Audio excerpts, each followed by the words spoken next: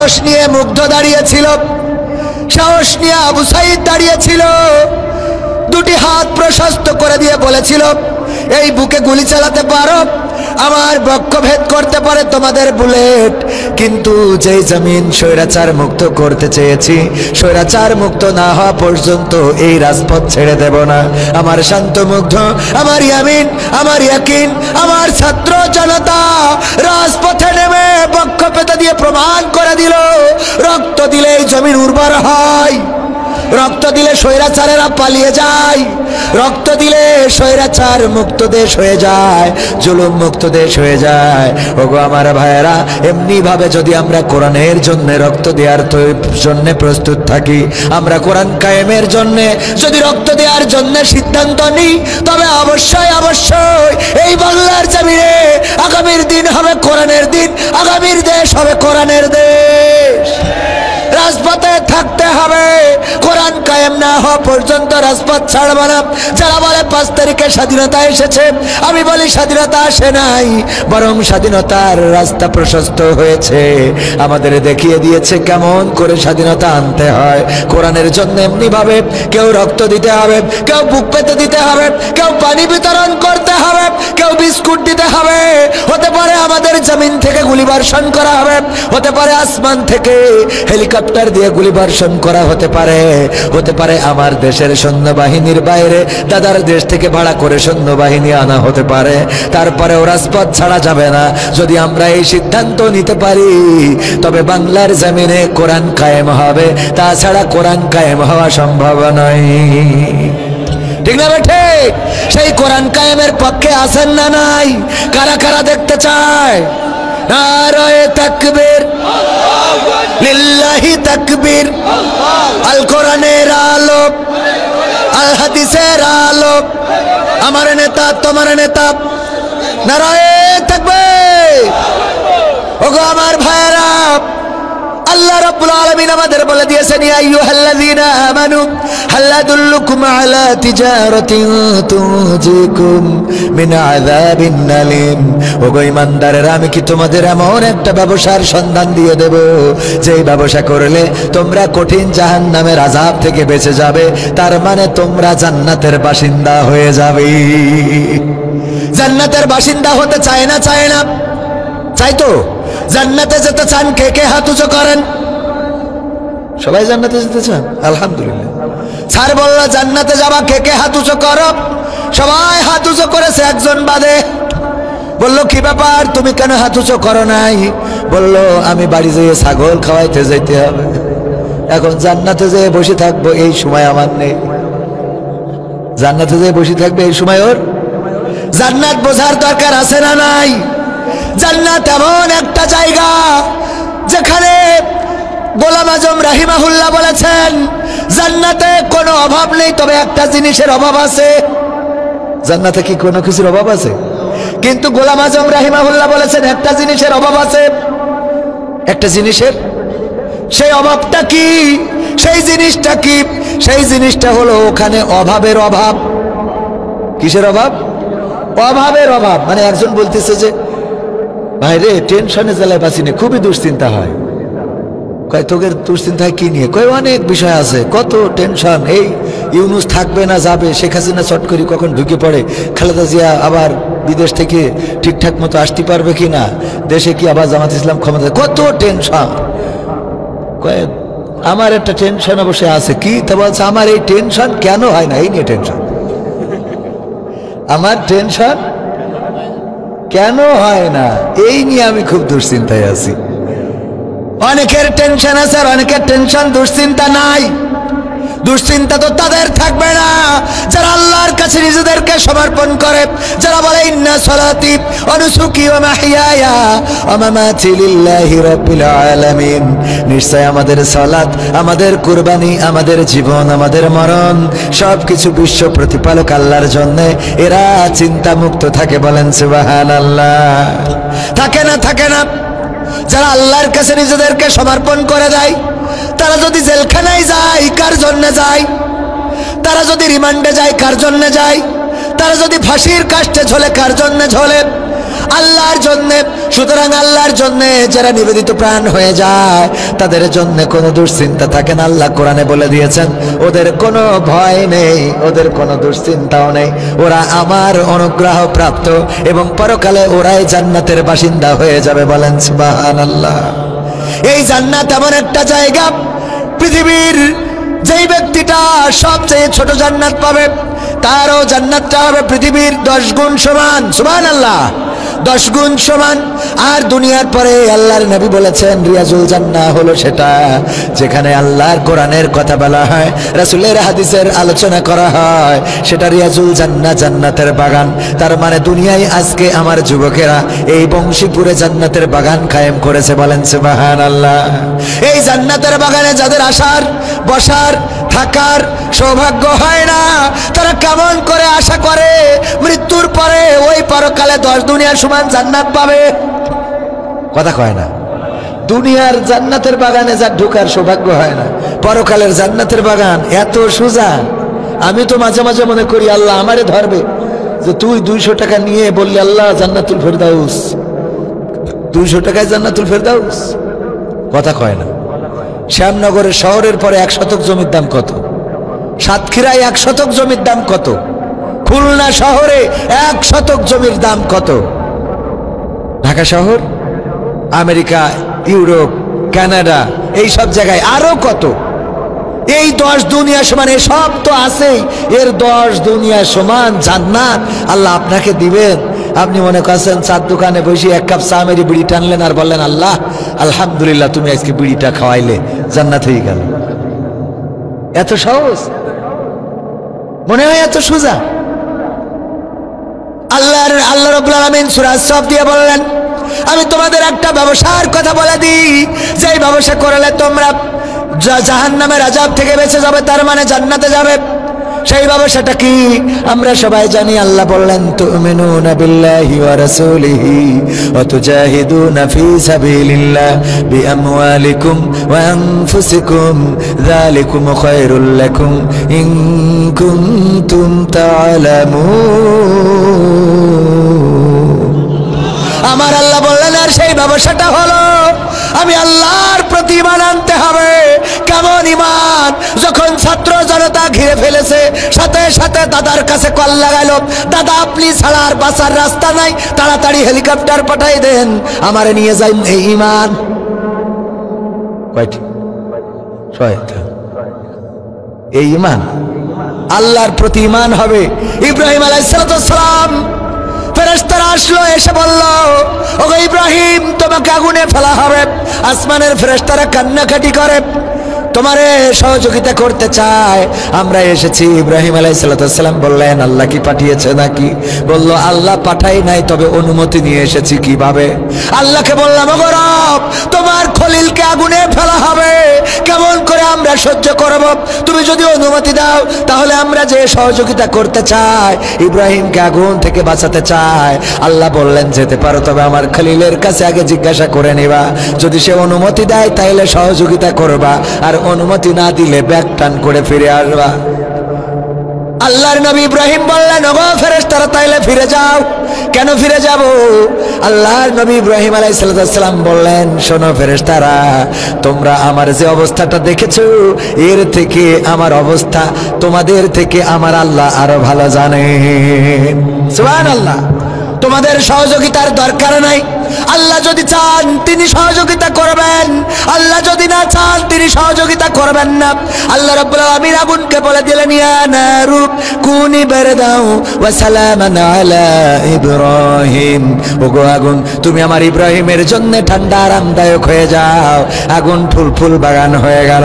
যখন ইসমাঈল আলাইহিস সালামকে কুরবানি করতে নিয়ে যাচ্ছে, পথের মধ্যে শয়তান ডেকে বলল ওগো ইসমাঈল জানো নাকি তোমার বাবা কোথায় নিয়ে যায়? না জানি না, তোমারে জবাই করতে নিয়ে যায়। কয় বাবা কোনোদিন এই কাজ করতে পারে? তোমার বাবার আল্লাহ হুকুম করেছে। কই আমার বাবার আল্লাহ তোমার কি হয়? তার মানে তুমি শয়তান। আমার মায়ের কাছে শুনেছি, আমার মা বলেছে শয়তান আছে যে আমাদের রন্ধ্রে রন্ধ্রে ধোকা দেয়, যে আমাদের ভালো কাজে ধোকা দেয়, যে আমরা ভালো কাজ করতে গেলে ধোকা দেয়। আমার বাবা নিয়ে যাচ্ছে, যেথায় নিয়ে যাবে সেথায় যাব। তোমার কথা আমি শুনতে রাজি নই। পাথর ছুঁড়লেন, চলে গেল। আর ইব্রাহিম আলাইহিস সালাম মিনায় যখন পৌঁছে গেলেন, যাওয়ার পরে বললেন, কি বললেন? ক্বালা ইয়া বুনাইয়া ইন্নী আরা ফিল মানামি আন্নী আযবাহুকা ফানজুর মাযা তারা। ও ইসমাঈল, আমি স্বপ্নে দেখেছি আমি তোমাকে জবাই করছি, এখন বলো তোমার মতামত কি, তুমি কি চাও? বলল, আব্বা স্বপ্ন দেখার আর কিছু খুঁজে পাওয়া নাই, এটা তোমার দেখাই লাগবে। বলেছেন? এটা বলেছেন? কি বললেন? বলা ইয়া আবাতি ফাআল মা তুমারু সাতাজিদুনি ইনশাআল্লাহু মিনাস সাবিরিন। ইসমাঈল বললেন, ওগো বাবা, আপনি যেটা স্বপ্নে দেখেছেন সেটাই আপনি করে ফেলেন। আমাকে ধৈর্যশীলদের মাঝে পাবেন। সুবহানাল্লাহ, আমাকে ধৈর্যশীলদের মাঝে পাবেন। কেমন নিবেদিত প্রাণ ছিল আল্লাহর প্রতি, কেমন নিবেদিত ছিল। ইউনূস আলাইহিস সালাম মাছের পেটের মধ্যে ঢুকে গেল, নৌকা থেকে ফেলে দেওয়া হলো, কাউকে ডাকলেন না, বললেন লা ইলাহা ইল্লা আনতা সুবহানাকা ইন্নী কুনতু মিনাজ জালিমিন। হে রব, ওগো রব, তোমার মতো সত্য ইলাহ, একমাত্র ইলাহ আর কেউ নাই। তুমি পুত পবিত্র, তোমার মতো পবিত্র কেউ নাই। ওগো আল্লাহ, আমি আমার উপরে জুলুম করে ফেলেছি, তুমি দয়া করো, তুমি আমার উপরে রহম করো। আল্লাহ রাব্বুল আলামিন এই জুন্নুনকে বাঁচালেন মাছের পেট থেকে। ডেকেছিলেন কাকে বলেন? কথা কয় না। ডেকেছিলেন কাকে? আল্লাহর নাম বলতে যাদের কষ্ট হয়, অথচ এই আল্লাহ ছাড়া কোনো উপায় নাই, আল্লাহ ছাড়া কোনো রাস্তা নাই, আল্লাহ ছাড়া কোনো মাবুদ নাই। যখন কারো কেউ থাকে না তখন থাকেন কে? আবার যখন কারো সব থাকে তখনও থাকেন কে? আপনার সুখের দিনেও আল্লাহ থাকে, দুঃখের দিনেও আল্লাহ থাকে, আপনার কষ্টের সময়ও আল্লাহ থাকে, আপনার সুখের সময়ও আল্লাহ থাকে। যখন সবাই আপনার পাশে তখনও আল্লাহ আছে আপনার পাশে, যখন সবাই আপনার থেকে মুখ ফিরিয়ে নেয় তখনও আপনার পাশে থাকেন কে? আল্লাহ রাব্বুল আলামিনকে ডেকে মাহরুম হয় নাই। ইউনূস আলাইহিস সালাম ডাকলেন, আল্লাহ রাব্বুল আলামিন বললেন, ওগো ইউনূস, তোমার ডাক পৃথিবীর কোনো মানুষ শোনে নাই। শেখ হাসিনা শোনে নাই, খালেদা জিয়া শোনে নাই, বাইডেন ডোনাল্ড ট্রাম্প শোনে নাই, পুতিন শোনে নাই, জেলেনস্কি শোনে নাই, অং সান সু চি শোনে নাই, তোমার ওয়াকার ইউনূস শোনে নাই, কেউ শোনে নাই। তোমার এই ডাক, তোমার চিৎকার আর শাজিম থেকে আমি আল্লাহ শুনলাম। তুমি আমাকে ডেকেছো, ভুল স্বীকার করেছো, আমার তাসবিহ জপেছো, আর আমি আল্লাহ কি করলাম? তোমার জন্য মাছের পেটের যন্ত্রণা বাড়িয়ে দিলাম। মাছ তোমাকে হজম করা তো দূরের কথা, তোমাকে আবার নিরাপদ স্থানে তোমাকে রেখে চলে আসলো। বলেন সুবহানাল্লাহ।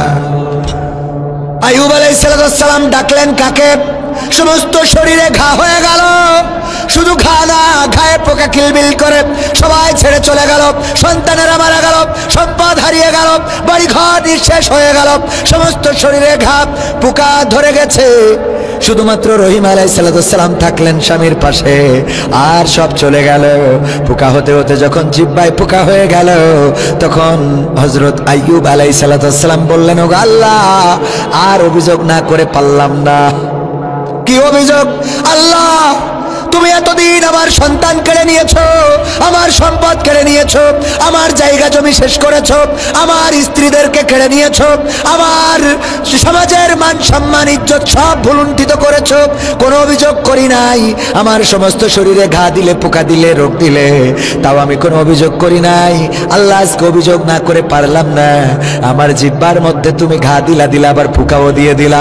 এই পোকা যদি আমার জিহ্বাটা খেয়ে ফেলে, ওগো আল্লাহ, তুমি বলো কেমন করে তোমার জিকির করব, কেমন করে আল্লাহ ডাকবো, কেমন করে তোমারে আবার ডাকবো? আল্লাহ, তুমি দয়া করে সমস্ত শরীরে রোগ দাও, পোকা দাও, অসুবিধা নাই, আমার জিহ্বাটা অক্ষুণ্ণ রেখে দাও যেন তোমার জিকিরটা করতে পারি।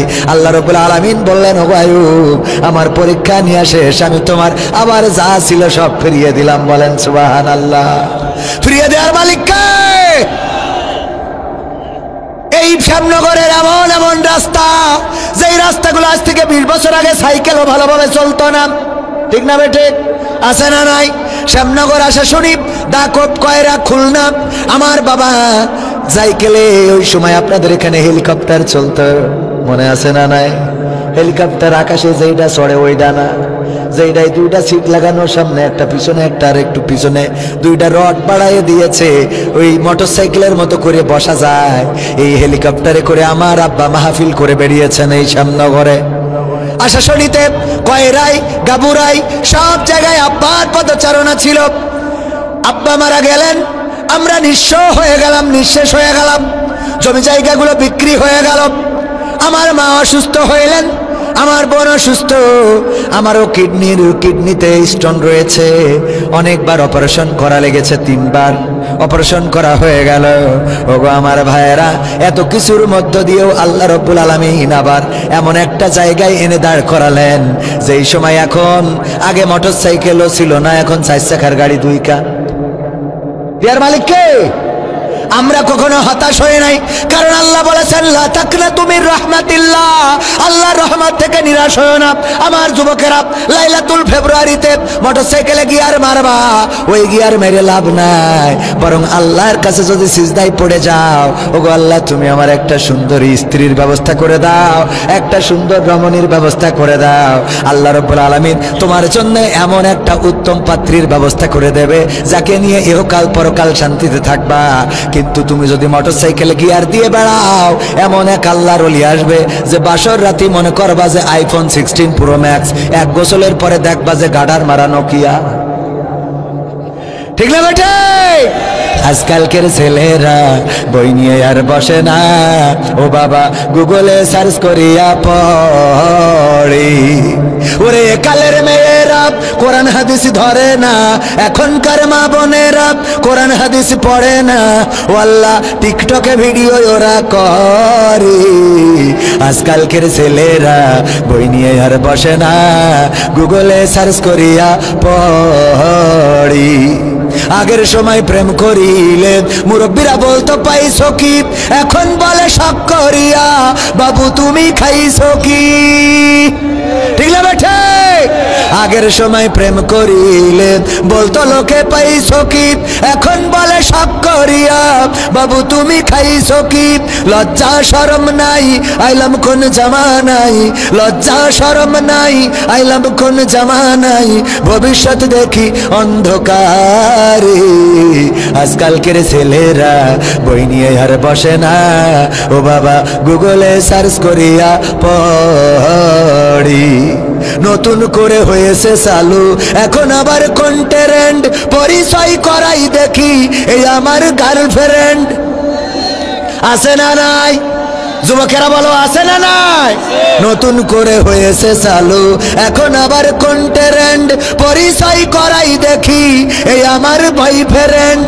শরমের মাথা খাইয়া গেছে ওরা পাগল হইয়া, শরমের মাথা খাইয়া গেছে সব পাগল হইয়া, ভবিষ্যৎ দেখি অন্ধকারে। আজকালকের ছেলেরা বই নিয়ে আর বসে না, ও বাবা গুগলে সার্চ করিয়া পড়ে। ওরে এখনকার মা বোনেরা কোরআন হাদিস ধরে না, ও আল্লাহ শ্যামনগরের মা বোনেরা পবিত্র কোরআন পড়ে না, ওই দেখা যায় টিকটকে ভিডিও ওরা করে। আজকালকের ছেলেরা বই নিয়ে আর বসে না, গুগলে সার্চ করিয়া পড়ি। ঠিক না বেঠে? আগের সময় ফজরের নামাজ শেষ করার পরে যখন বাড়িতে যেতাম, আপনারাও যেতেন, বাড়িতে ঘরের পিছনে গুনগুন করে কোরআনের তেলাওয়াত শোনা যেত। আমার মা বোনেরা কোরআন নিয়ে বসতেন, গুনগুন করে কোরআন তেলাওয়াত করতেন, আওয়াজগুলো ভেসে আসতো। এখন কি সকালবেলায় এমন আওয়াজ শোনা যায়? না, শোনা যায় না, এত আপডেট হয়ে গেল।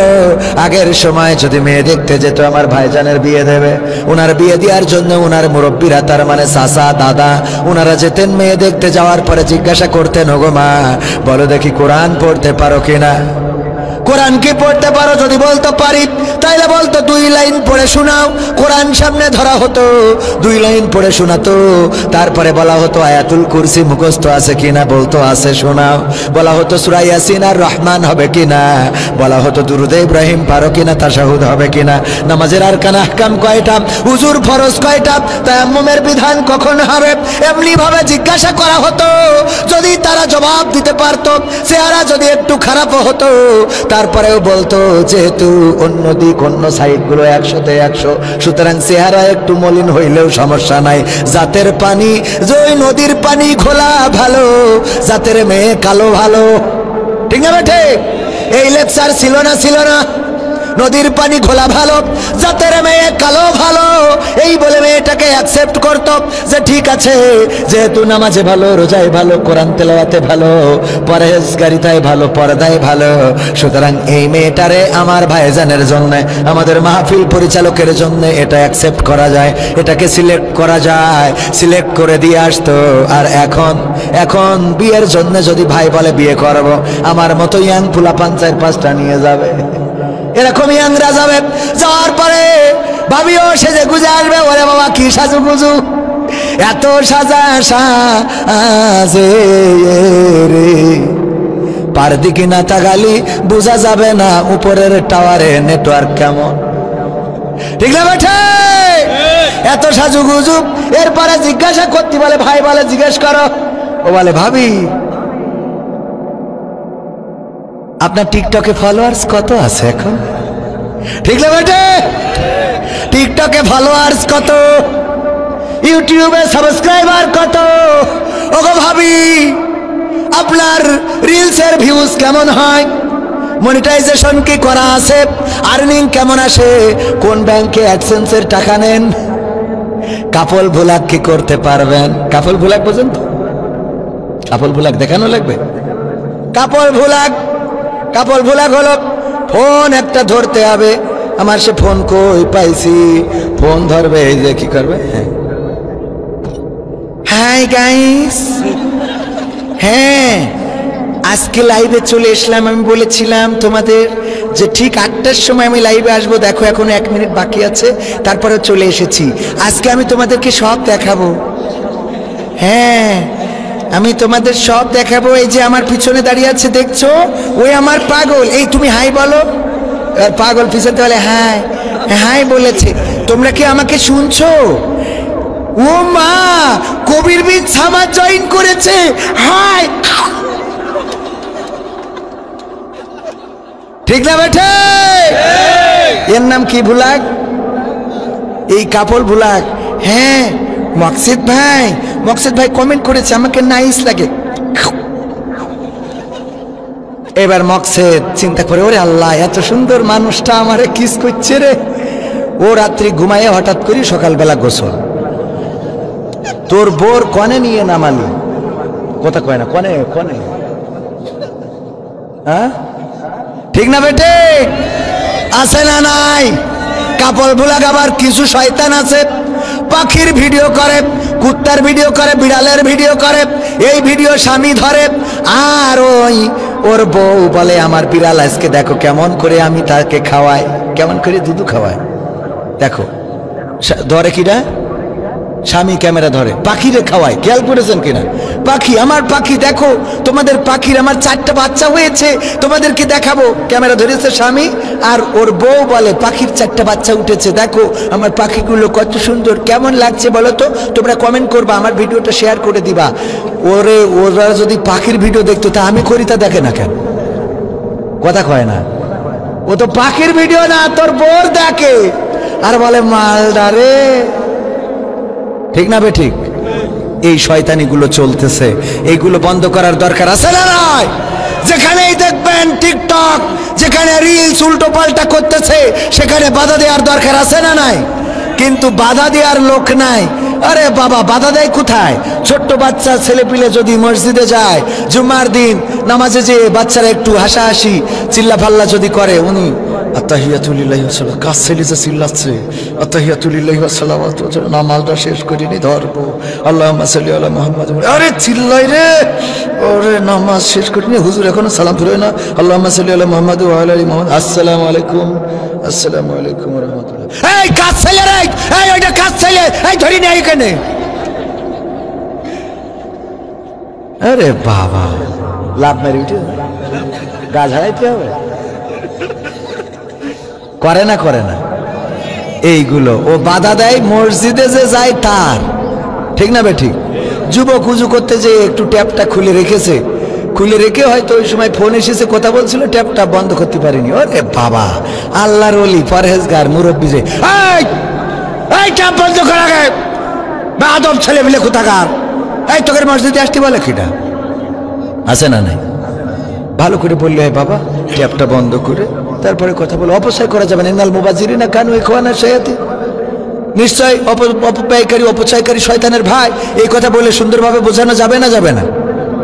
আমি বলি ওগো মুরব্বীরা, আর কোনো ধমক নয়, প্রতিদিন মসজিদে যাওয়ার সময় কিছু চকলেট, কিছু কাঠি লজেন্স এইগুলো কিনে নিয়ে যাবেন। ছোট বাচ্চা শিশুরা যখন হাসাহাসি করবে, দৌড়াদৌড়ি করবে নামাজ শেষ করে, তাদেরকে কাছে ডাকবেন, মাথায় হাত বুলাবেন, তারপরে একটা কাঠি লজেন্স বের করে দিয়ে দেবেন হাতের মুঠার মধ্যে। দেখবেন ওই বাচ্চা শিশুরা নসিয়া করে দেবেন, নামাজে আসবা কিন্তু হাসাহাসি করবা না, তাইলে আবারও চকলেট দেব। দেখবেন ওই ছোট্ট বাচ্চা শিশু নিজেও হাসবে না, অন্যরাও হাসলে সেটা বন্ধ করে দেবে। বলেন ঠিক কিনা? কিন্তু আমরা এই কাজগুলো করি না। আমাদের ধমকগুলো ওই বাচ্চা শিশুদের মনের মধ্যে কষ্টের দাগ কেটে যায়, তারা মসজিদে যেতে চায় না। অথচ ছোট ছোট বাচ্চারা যখন বদখালিতে যায়, লাইলাতুল ফেব্রুয়ারিতে মোটরসাইকেলে গিয়ার দিয়ে বেড়ায়, যখন চায়ের দোকানে লাইয়ের ডগা টানে, এরা মাছে না নাই, বিড়ি খাওয়ার আগে প্রথমে লাইয়ের ডগা টানে, তারপরে বিড়িতে মুখ দেয়, তারপরে এক সময় বিড়ির তামাক বের করে ওর মধ্যে মাল ধরে টান দেয়। বলেন সুবহানাল্লাহ। ও নাউজুবিল্লাহ, ঠিক না ঠিক? নাউজুবিল্লাহ বলার দরকার আছে না নাই? এই কাজগুলোতে কেউ কোনোদিন বাধা দিতে দেখলাম না। যেই ছেলেটা ক্রামবোর্ডের আড্ডায় আছে, কোন মুরব্বীকে দেখি নাই সেখানে যে ওই ক্রামবোর্ডে ওই আড্ডায় যে বলেছে বাবা এখন বন্ধ করো, আজান হয়ে গেছে মসজিদে যাও। আজ পর্যন্ত কাউকে বলতে শুনলাম না, কোন মুরব্বীকে দেখলাম না তাসের আড্ডায় রয়েছে আজান হয়েছে যে বলতে যে বাবা এখন খেলাটা রাখো মসজিদে যাও, এটা বলতে দেখলাম না। বরং অনেক মুরব্বীকে পেয়েছি যারা মসজিদে যাওয়ার পরে যুবকদেরকে, কিশোরদেরকে, তরুণদেরকে এমন ধমক দেয় যে ওরা মসজিদে আসাটা পর্যন্ত ছেড়ে দেয়। ঠিক বললাম না? ঠিক বললাম? এই কাজগুলো কি করা যাবে? আর বিশ্বনবী যুবকদেরকে অগ্রাধিকার দিতেন। কোন মজলিসে যদি বিশ্বনবী বসে যেতেন, আলোচনা করতেন, আর যুবকরা এসে যদি দাঁড়িয়ে যেত, আল্লাহর নবী বসার যদি দেখতেন জায়গা নাই, বসার মতো পাটি নাই, নিজের গায়ের চাদরটা খুলে দলা করে ছেলে দিতেন, এই নাও এই চাদরটা বিছিয়ে বসে পড়ো। রাসূলের চাদরটা ওই যুবকেরা পেয়ে কলিজার মধ্যে জড়িয়ে ধরতো, বুকের মধ্যে জড়িয়ে বলতো, গো রাসূল, আল্লাহর রাসূলের এই চাদর দিয়ে কি কখনো বসা যায়? ওগো আমার ভাইয়েরা, এই ছিল রাসূলের প্রতি যুবকদের ভালোবাসা। আর বৃদ্ধরা ছিল তারা যারা মক্কা থেকে আবার মদিনায় উল্টো করে গিয়েছিল মারামারি করার জন্য। কথা কয় না? আবু জাহেল মরিস কনে, মরিস কনে মদিনায়। বদর কোথায়? মদিনায়। মরিসে কোথায়? হ্যাঁ, আমরাও শেষ করে দেবো, আর বেশি সময় কয়েকটা সঙ্গীত শোনাবো। কষ্ট হচ্ছে আপনাদের? কষ্ট হচ্ছে? ভাইজানের তো প্রতিদিন মাহফিল আছে, ওনার যেতে হবে, কারণ প্রতিদিন ওনার ওয়াজ। আর কষ্ট দু একজনের হইতেই পারে, কারণ এখানে আল্লাহ সবাইকে শেষ পর্যন্ত রাখবে না। ইমানের পরে অটল থাকা এত সহজ কথা মনে করেন না। আল্লাহ শেষ পর্যন্ত রাখবে না। আল্লাহ বলেছে, ইয়া আইয়ুহাল্লাযীনা আমানু দুখুলু ফিস সিলমি কাফা ওয়া লা তাত্তাবিউ খুতুওয়াতিশ শাইতান ইন্নাহু লাকুম আদুউম মুবিন। আল্লাহ বলছেন, ওগো ইমানদারেরা, ইসলামের মধ্যে পরিপূর্ণভাবে দাখিল হয়ে যাও, শয়তানের পদাঙ্ক অনুসরণ করো না, কারণ সে তোমাদের কি? প্রকাশ্য শত্রু, দুশমন। এই মাহফিলে বসলে খুশি হন কে? খুশি হন কে? আল্লাহর নাম বলতে কষ্ট হয়, বলেন খুশি হন কে? আর এই মাহফিলে বসলে অখুশি হয় কে? তো যে কয়টা উঠে যাবে ও কয়টা শয়তানের দুলে ভাই, শয়তানের ভাইরা ভাই, শয়তানের আপন লোক, শয়তানের খাস লোক, শয়তানের প্রেতাত্মা। কারণ এখানে বসে যদি উঠে যান খুশি হবে কিনা? আমি ভুল বললাম না সঠিক বললাম? তো যদি সঠিক হয় তাহলে যে উঠবে বুঝবেন যে ও শয়তানের খুশি করার জন্য উঠে যায়। শয়তানও সাকসেস। শয়তানের মতো ধৈর্যশীল আমি পৃথিবীতে খুঁজে পাইনি। শয়তানের মতো ধৈর্যশীল পৃথিবীতে যদি ইসলামের আন্দোলনের কর্মীরা এত ধৈর্যশীল হইতো, ইসলাম কবে বিজয় হয়ে যেত। আমারই এত ধৈর্য নেই। শয়তানের যত ধৈর্য, ওই ধৈর্য আমার দিলে আমি 4টে বিয়ে করতে পারতাম।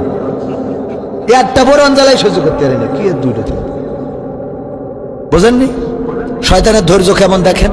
যেই মানুষটা 80 বছর বয়স হয়ে গেছে, 5 ওয়াক্ত নামাজি, তাহাজ্জুদ গুজারি, শয়তান একটা দিনের জন্য ওর ছেড়ে চলে গেছে। এরকম আছে যে তুই এত নামাজ পড়া পড়িস, যা তোর বাদ দিয়ে দিলাম, আর তোর ধোকা দেবো না, মাফ করে দিলাম, বলিছে কোনোদিন? বরং ওই বুড়ো যদি ফেরিয়েছে কোনোভাবে মানুষের বেড়া ভাঙাইছে। সারা জীবন তাহাজ্জুদ পড়ে, হঠাৎ দেখো একজনের পর ঘরে যে বসে এই আছে না নাই? ইমাম সাহেব সারা গ্রামের লোকের মসজিদে নামাজ পড়ায়। এই ইমামের শয়তান লেগে থেকে থেকে যে শয়তান তাড়ায়, যে দোয়া পড়ি শয়তান তাড়ায়, ওর পিছনে শয়তান লেগে থেকে থেকে ও প্রবাসীর বোর কাছে গেছে চিংড়ি মাছ খাতি। ঠিক না বে ঠিক? পাম মেরি নিয়ে গেছে, প্রবাসীর বোর রান্না খুব ভালো, চলো খাতেও দিবে না আবার শুতেও দিবে না। ঠিক না বে ঠিক? শয়তান ও কোনোদিন এই কথা বলিনি যে তুই মসজিদে চলে গেছিস, নামাজ পড়িস, ইমামতি করিস, তোরে আর ধোকা দেবো না, যা মাফ করে দিলাম, বলিছে?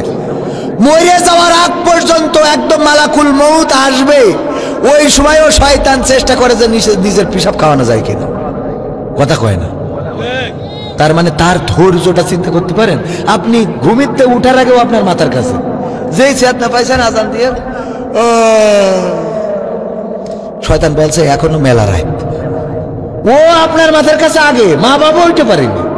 কথা কয় না? চিন্তা করা যায়। ওই শয়তান আপনি মনে করছেন এখানে নেই, ও তো কাঠি খালি চুল করছে, পিছনে নিচে বসে বসে খালি বলছে ও তার কতক্ষণ, আরে এত কথা শুনবে কিনা?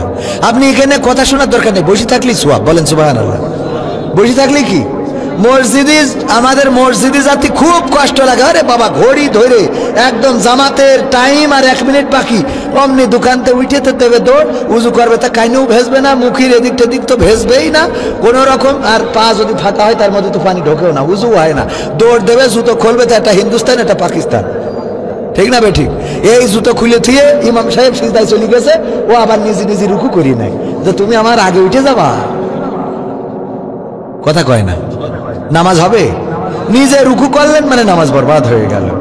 আপনি যে অবস্থায় নামাজ পাবেন, অনেকে আবার আছে সিজদায় চলে গেলি উনি দাঁড়ায় দাঁড়ায় দাঁড়িয়ে চুলকে যে হুজুর উঠুক তারপরে ধরো। নামাজের বিধান হলো জামাতে যে অবস্থায় পাবেন সেই অবস্থায় যেয়ে দেখবেন সিজদায়, পড়ে যাবেন সিজদায়। এইটাই হলো নামাজের তরিকা। আমরা জানি না, অনেক কিছু জানি না, খালি বেশি বুঝি, বেশি বকি। আমাদের কিছু জানার প্রবলেম আছে। এই যে এখন নতুন করে স্কুটি চালাচ্ছে, দেখেছেন না? মহিলারা, মা বোনেরা স্কুটি মোটর চালাচ্ছে, দেখেছেন কিনা? আমাদের গা জ্বলে না? কথা কয় না? জ্বলে তো। স্কুটি চালাচ্ছে, স্কুটি চালাচ্ছে, ওই দেখে গা জ্বলে। অথচ যখন আমার বউ শ্যামনগর যাবে, গাড়ি খুঁজে পাচ্ছে না, ইজি বাইকই একটাই সিট আছে ইমাম সাহেবের পাশে, বসে যখন ঘষাঘষি করে তখন আর গা জ্বলে। ঠিক না বে ঠিক? অথচ স্কুটিতে চড়ি চলে যাচ্ছে গিয়ার দিয়ে, কোনো জায়গায় কোনো টাচ নেই, কোনো দেখা নেই কারোর সাথে। অন্তত এখান থেকে যদি শ্যামনগর জাতি হয়, তাও রাস্তায় দাঁড়াই পড়ে 3 সাইডে ইজি বাইকের হাত মারি বলতে হবে ভাই একটু দাঁড়াও, হাত উঁচু করলি অনেক সময় অনেক কিছু দেখা যেতে পারে না, পারে না? কথা কয় না? তো স্কুটি কিনলি তো আপনি নিয়ে সবই ঢাকা ঢুকা আছে, যে চলে গেলেন। ভালো না খারাপ? কয় খারাপ। আবার আর এক শয়তান, ও মানে ও না, ও সাইজে ইজি বাইকই পশু শয়তান। এই জন্য আমাদের কিছু বোঝা, আমাদের এই যে আমরা উল্টো পাল্টা বুঝি, এই উল্টো পাল্টা বোঝা যাবে না, সঠিকটা বুঝতে হবে। আকল দিয়ে চিন্তা করতে হবে। কি দিয়ে? আকল দিয়ে চিন্তা করবেন, দেখবেন যে দুনিয়াটা খুবই সুন্দর।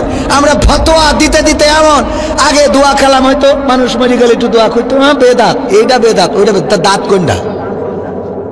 কথা কয় না? ও যখন বাপ মরি গেছ, ও যে মাটিতে থুয়ে দোকানে বসে পিড়ি টানছে, ওইটা বেদাত না। কথা কয় না? ওইটা নিয়ে কোনোদিন বলিনি যে তোর বাপ মরি গেছ, তুই এখানে 4 দোকানে বসে লেডিমনি দেখছিস, খবর কি? দেখে না, দেখে না রেশমি কেমন দেয় না? হ্যাঁ, এইগুলো যখন দেখে তখন কি কেউ বলে যে তোর বাপের মাটিতে তুই আসলি, তুই এখনই কেন বসে এই সিনেমা মারতেছিস, তোর আব্বার কবরে যাবে, এই কথা বলিস কেউ কোনোদিন? ও যেই আব্বার জন্য একটা দুয়ার অনুষ্ঠান করেছে হুজুরির থেকে, হুজুরিরও দুটো খাওয়া হবে, আমাদেরও দুটো খাওয়া হবে, সোয়াব হয় হোক না হোক, খাওয়াটা তো হোক। এটা বেদাত, এটা বেদাত। এই বেদাত বলি বলে যা দুটো খাওয়া হচ্ছিল সেটাও বন্ধ। আমি মাঝে মাঝে বলি, একজন বলছি হুজুর আপনি যে দান করেন, এই দান করেন এ দেখাই দিলে তো সোয়াব হবে না। তা আমি কই তাও অসুবিধা দেখি, সব কাজে সোয়াব হতে হবে কেন? কিছু কাজ করেন মানুষের দেখানোর জন্য, করার দরকার আছে না নাই? আছে না নাই? ভাইয়েরা আমার, সঙ্গীত শোনাতে বলেছে আমার ভাইজানেরা, অনেকগুলো সঙ্গীত শোনাতে হবে। যুবকের আয়োজন করেছে, বড্ড ভালোবাসে। পবিত্র কোরআন থেকে বলছিলাম, আল্লাহ রাব্বুল আলামিন বললেন, তোমরা জাহান্নামের আযাব থেকে যদি বাঁচতে চাও তাইলে আমার সাথে ব্যবসা করবা। আর সেই ব্যবসার 1 নম্বর পয়েন্ট হলো আল্লাহর প্রতি ঈমান। কার প্রতি ঈমান? কার প্রতি ঈমান? আল্লাহর প্রতি এমন ঈমান আনতে হবে যে ঈমান এনেছিল ইব্রাহিম, যে ঈমান এনেছিল ইউনুস, যে ঈমান এনেছিল মুসা, যে ঈমান এনেছিল ঈসা, যে ঈমান এনেছিল নবী মুহাম্মদ সাল্লাল্লাহু আলাইহি ওয়াসাল্লাম। যে ঈমানের জোরে এমন একটা গুহায় আল্লাহর নবী আশ্রয় নিলেন হিজরতের দিন। আবু বকর বলল, গো নবী, আর বাঁচার কোনো রাস্তা রইল না। কেন? ওই যে উপরে দেখা যায়, ওরা যদি নিচের দিকে তাকায় তাইলে আমাদের ধরে ফেলবে। ওরা সংখ্যায় অনেক আর আমরা সংখ্যায় মাত্র 2 জন। আল্লাহর নবী বললেন, ও আবু বকর, চিন্তা করো না, ওরা সংখ্যায় অনেক আর আমরা সংখ্যায় 2 জন নই, আমরা সংখ্যায় হলাম 3 জন। সংখ্যায় কয়জন? 3 জন। আল্লাহ রাব্বুল আলামিন হেফাজত করেছে না করে নাই? আল্লাহ হেফাজত করলেন। আর যারা আল্লাহর প্রতি ঈমান আনে না, যারা আল্লাহকে রব মানে না, যারা আল্লাহকে ইলাহ মানে না, তারা আমার দাদার দেশের সাথে যোগাযোগ রক্ষা করে আর বলে, দাদা গো, ও দাদা, আমার আর বাঁচার উপায় নাই রে। ঠিক না বেঠে? এখনো যারা দাদাদের মেন্ডেট নিয়ে, যারা দাদাদের মানসিকতা নিয়ে, প্রেসক্রিপশন নিয়ে এই দেশে ক্ষমতায় যেতে চায়, আমি বলবো তারা বুকার রাজ্যে বসবাস করছে। দাদাদের প্রেসক্রিপশনে আর বাংলাদেশ চলবে না। এই বাংলাদেশ চলবে এই দেশের নাগরিক যারা, এই দেশের জন্য রক্ত দিতে পারে যারা, এই দেশে যারা মরতে রাজি আছে, এই দেশে যারা বাঁচতে রাজি আছে, এই দেশের স্বাধীনতা সার্বভৌমত্ব রক্ষার জন্য যারা জীবন বাজি রাখতে পারে, তাদের প্রেসক্রিপশনে বাংলাদেশ চলবে। দাদাদের প্রেসক্রিপশনে বাংলাদেশ চলবে না। বর্ডারে গোলমাল করে এখন আমার বিজিবি চোখে চোখ রেখে কথা বলে। ঠিক না ঠিক? আর এতদিন আমাদের খালি মেরেছে আর আমরা খালি মরেছি আর বলেছি আল্লাহ যা করে ভালো জন্য করে। আল্লাহ যা করে মানে যখন আর কোনো রাস্তা নেই। ভাইরা আমার, যাই হোক, এই দাদাদের দেশে যারা পালিয়ে গেল তাদের ঈমান ছিল আল্লাহর প্রতি না, তাদের ঈমান ছিল দাদাদের প্রতি। মানেন আর না মানেন, কারণ আপনি আশ্রয় চাইবেন কার কাছে? রব্বানা যালামনা আনফুসানা ওয়া ইল্লাম তাগফির লানা ওয়া তারহামনা লানাকুনান্না মিনাল খাসিরিন। আদম আলাইহিস সালাম কার কাছে আশ্রয় চেয়েছেন? আল্লাহর কাছে। মুসা আলাইহিস সালাম, ঈসা আলাইহিস সালাম কার কাছে? ঈসাকে যখন ঘিরে ফেলল, বাড়ির মধ্যে ঢুকে গেল, ঘরের মধ্যে ঢুকে গেল, আল্লাহর কাছে আশ্রয় চাইলেন, আল্লাহ তুলে নিলেন। আর যেই ব্যক্তিটা ওর মধ্যে ঢুকলো, আল্লাহ তার চেহারাটা ঈসার চেহারা বানাই দিলেন। বলেন সুবহানাল্লাহ। আল্লাহ পারে না, পারে না। আল্লাহ যাকে চান তাকে সম্মানিত করেন। ওয়া তুইজ্জু মান তাশাউ ওয়া তুযিল্লু মান তাশা। আল্লাহ যাকে চান তাকে ইজ্জত দান করেন আর যাকে চান তাকে বেইজ্জতি করেন। আল্লাহ রাব্বুল আলামিন কি করলেন? মুহতারাম কিডা ডক্টর মিজানুর রহমান আজহারি বাংলাদেশে ফিরে এসেছেন। আর এই দেশ থেকে ওরা দাদার দেশে গেছে। মিজানুর রহমান আজহারি যেখানেই যায় লাখো লোকের সমাগম আছে না নাই? আমির হামজাকে জেলখানায় দিল। এই আমির হামজা যদি এখানে আসে লোক কম হবে না বেশি হবে? সম্মান দিয়েছেন কি? মামুনুল হককে রিমান্ডে নিয়ে নির্যাতন করা হলো, সোজা মানুষকে কুজা করে দেয়া হলো। এই মামুনুল হককে আল্লাহ আবার সম্মানের জায়গায় এনে দিলেন। রফিকুল ইসলাম মাদানী, ছোট্ট মানুষটা, বয়স বেশি হতে পারে কিন্তু মানুষটা ছোট, তার উপরে কত নির্যাতন, কত জুলুম, মাথা নত করে নাই, সারেন্ডার করে নাই। আল্লাহর কাছে নিবেদিত প্রাণ হওয়ার কারণে আল্লাহ রাব্বুল আলামিন রফিকুল ইসলাম মাদানীকে আবার বাংলার জমিনে ফিরিয়ে দিলেন। এখন যেখানে যায় জনগণের সমাগম আছে না নাই? আছে না নাই? আল্লাহ যাকে চান তাকে সম্মানিত করেন, আর যাকে চান তাকে অপমানিত অপদস্থ করেন। এটাই আল্লাহর সিদ্ধান্ত। ক্ষমতায় কেউ স্থায়ী হয় না, হোক না সে হাসিনা কিবারে না, সে আরটা চিরকাল থাকে না। ঠিক না ঠিক? ক্ষমতায় কেউ স্থায়ী হয় না, মুজিবুর বেশি দিন থাকেনি, জিয়াউর কেউ তো রাখেনি। মুজিবুর বেশি দিন থাকেনি, জিয়াউর কেউ তো রাখেনি। এরশাদ চলে গেছে পৃথিবী ছেড়ে, এরশাদ চলে গেছে পৃথিবী ছেড়ে, কেউ আজ তার কথা কয় না। ক্ষমতায় কেউ স্থায়ী হয় না, হোক না সে হাসিনা কিবারে না, সে আরটা চিরকাল থাকে না। হাসিনা ক্ষমতা ধরে রাখতে আয়না ঘর বানিয়েছিল, জনগণের রোশন হলে দাদার দেশে পালিয়ে গেল।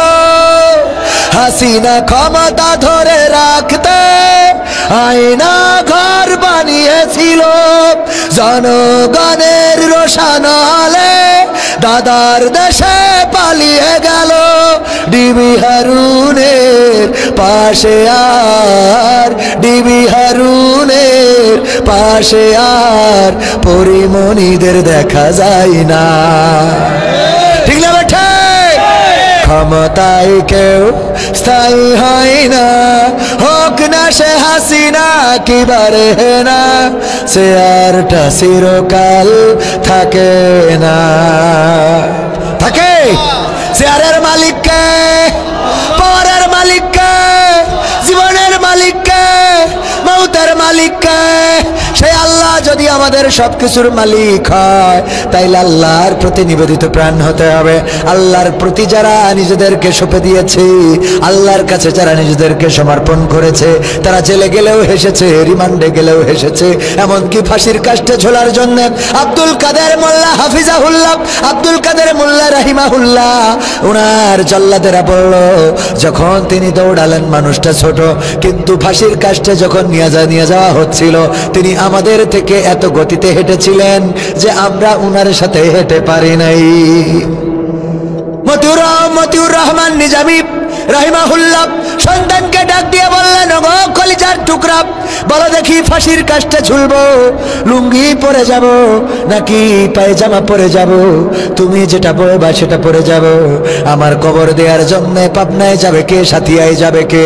আমার কবর দেওয়ার জন্য তোমরা যেও, কিন্তু তোমাদের মাকে সাথে করে নিও না, কারণ এই পথ তোমাদের মা যদি জার্নি করে অসুস্থ হয়ে পড়বে। মৃত্যুর আগে এমন স্বাভাবিক সাবলীল কথা শুধুমাত্র তারা বলতে পারে যারা নিজেদেরকে আল্লাহর কাছে সমর্পণ করে দিয়েছে। বলেন ঠিক কিনা? উদাহরণ দিতে যেয়ে বলি, আমার ভাইজান গরু পালন করে। গরু কি পালন? গরু। এই গরু পালন করে, মাঠে খাওয়ার জন্য ছেড়ে দিয়ে রেখে এসেছে। আপনাদের শ্যামনগরের সাথে সুন্দরবন আছে না নাই? নদী পার হয়ে বাঘ চলে আসলো গরুকে ধরার জন্য। গরু তাড়াতাড়ি করে দৌড়ানি শুরু করে দিল, দৌড়ালো দৌড়ালো দৌড়ালো।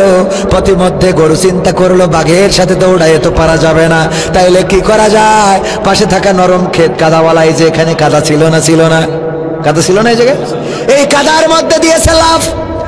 গরুকে ধরার জন্য বাঘও লাফ দিয়েছে। গরুর থেকে বাঘের গতি, দৌড়ের গতি বেশি ছিল না কম? বেশি থাকার কারণে গরু যেখানে লাফ দিয়েছে আটকে গিয়েছে।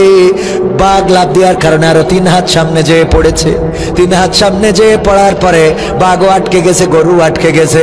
বাঘ তো টেনশন করে কি করে বের হব, কি করে আবার সুন্দরবনে ফিরে যাব, না হলে তো বিপদে পড়ে যাব। আর গরু কোনো টেনশন ছাড়া জাবর কাটায়, কি করে? বাঘ বলতেছে এই গরু, তুই তো আসলে এই গরু। কেন ভাই, কি হয়েছে? ভাই কি হয়েছে মানে? এই গরু, তুই যদি আজকে কোনোভাবে আমি তোরে ধরে ফেলতাম, তাইলে কি করতাম? আমি তোরে খাইতাম, আমি তো বেঁচে থাকতাম, তুই মারা যাতিস, ঠিক আছে। তুই যদি দৌড় দিয়ে পালাইয়া যাতিস, তাইলে তুইও বেঁচে যাতিস, আমিও বেঁচে যেতাম। কিন্তু এমন একটা কাজ করেছিস যে এখন তুইও মরবি, আমিও মরবো। তা বলছে তাও অসুবিধে কি? দেখা দিন অসুবিধা কি মানে? এই জন্যই তো তোর লোকে গরু বলে। আমার অসুবিধা হয়েও কাজ নেই। আমার কথা হলো যে এই বিপদের মধ্যে তুই জাবর কাটাস কোন দূর, মানে চিন্তামুক্ত হয়ে তো টেনশন হয় না কেন? জাবর কাটাস কেন? গরু এটা একটা বিষয় না। দেখবেন গরু জবাই করার জন্য একটা জবাই করি খুঁটি খুঁটি বিক্রি করা হচ্ছে, আর একটা বসে বসে জাবর কাটতে, ঠিক না ভাই? ঠিক। তো গরুর বলছিস তুই জাবর কাটাচ্ছিস, তো টেনশন হয় না কেন? গরু বলছে গো বাঘ ভাই, আমি টেনশন করে করব কি, আমি দুশ্চিন্তা করে করব কি? আমার চিন্তা করার তো প্রয়োজন নয়, কারণ আমার একজন মালিক আছে। আমার মালিকের নাম আব্দুল আলিম ভাই মাওলানা। আমার মালিক আব্দুল আলিম মাহফিল পরিচালনা করছে। রাত্রে যখন মাহফিল শেষ করে বাড়িতে আসবে, গোয়াল ঘরের মধ্যে টর্চ লাইট মেরে দেখবে আমি আছি কি নাই। যখন দেখবে আমি নাই, তখন আমার খোঁজার জন্য মাঠে চলে আসবে। মাঠে এসে লাইট দিয়ে আমারে খুঁজতে থাকবে, খুঁজতে খুঁজতে যখন এই কাদার মধ্যে আমারেও পাবে, তোমারেও পাবে। আমার মালিক আব্দুল আলিম সাহেব আমারে উদ্ধার করে নিয়ে যাবে, আর তোমার এইখানে পিটাইয়া এই কাদার মধ্যে কবর দিয়ে তারপরে যাবে।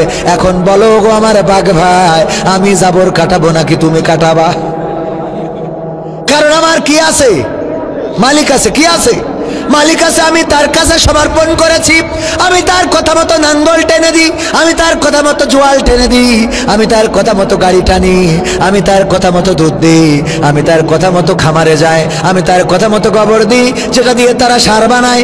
আমি আমার মালিকের প্রতি এতটাই অনুগত, যা হুকুম করে তাই করে দিই।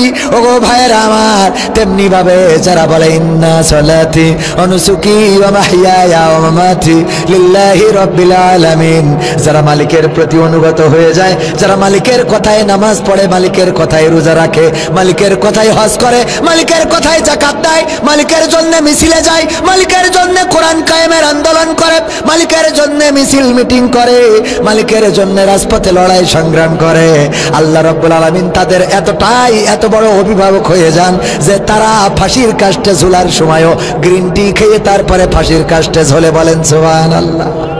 কথা কি বোঝা গেছে? মুসলমানে কি জন্য এমপিরা সব কোথায় গেল, মন্ত্রীরা সব কোথায় গেল? মানে হাতে রশিদ একখান ধরাই দিয়েছে, রশিদের গান না গালি তো বাড়ি যেতে দিবেন না। এটা কি আমরা মোনাজাতের দিকে চলে যাব, আপনাদের কষ্ট হবে? এমপিরা সব কোথায় গেল, মন্ত্রীরা সব কোথায় গেল? কোথায় কাদের কাকা? তাদের সারা দেশটা এখন লাগে ফাঁকা ফাঁকা। পালাবো না, পালাবো না, প্রয়োজন হলে ফখরুলের বাসায় গিয়ে উঠব। ঠাকুরগাঁওয়ে বাসা আছে না? পালাবে না, পালাবে না, যাই না তবু দেখা, পালাবে না, পালাবে না, যাই না তবু দেখা। তাদের সারা দেশটা এখন লাগে ফাঁকা ফাঁকা, ওদের সারা দেশটা এখন লাগে ফাঁকা ফাঁকা। আইন মন্ত্রী আটকে গেল আইনেরই ফাঁকে, দাড়ি সারা দরবেশের ভণ্ড ভণ্ড লাগে। আইন মন্ত্রী আটকে গেল আইনেরই ফাঁকে, দাড়ি সারা দরবেশের ভণ্ড ভণ্ড লাগে। শুনছি কত নেতা নেত্রী খাইতেছে ভাই ডান্ডা, বিচারপতি কালামানিকের ফাটিয়েছে আন্ডা। পলকেরও ঝলক গেল, পলকেরও ঝলক গেল থামিয়ে নেটের চাকা। তাদের সারা দেশটা এখন লাগে ফাঁকা ফাঁকা, ওদের সারা দেশটা এখন লাগে ফাঁকা ফাঁকা। কই গেল সেই সংসদেতে মমতাজের গান, কোথায় গেল হযরত বলা শামীম ওসমান? ঠিক না ঠিক? কই গেল সেই সংসদেতে মমতাজের গান, কোথায় গেল হযরত বলা শামীম ওসমান, ইনু মেনন দীপু মনি আছে কারাগারে, বাপ করিলেও পাপ কখনো ছাড়ে কি আর তারে। কোথায় গেল স্পিকারের, কোথায় গেল স্পিকারের দৃষ্টি আঁকা বাঁকা, তাদের ছাড়া দেশটা এখন লাগে ফাঁকা ফাঁকা, ওদের ছাড়া দেশটা এখন লাগে ফাঁকা ফাঁকা। কোথায় গেল আরাফাত আর ব্যারিস্টার সুমন, কথা বলার সময় তারা করে নিয়োজন। মুরগি কবির খাইছে ধরা, জাফর কোথায় আছে, গোপনে কি সেও গেল মোদি দাদুর কাছে। কোথায় গেল এ সালমের, কোথায় গেল এ সালমের কাড়ি কাড়ি টাকা, তাদের ছাড়া দেশটা এখন লাগে ফাঁকা ফাঁকা, ওদের ছাড়া দেশটা এখন লাগে ফাঁকা ফাঁকা। এমপিরা সব কোথায় গেল, মন্ত্রীরা সব কোথায় গেল, কোথায় কাদের কাকা, তাদের ছাড়া দেশটা এখন লাগে ফাঁকা।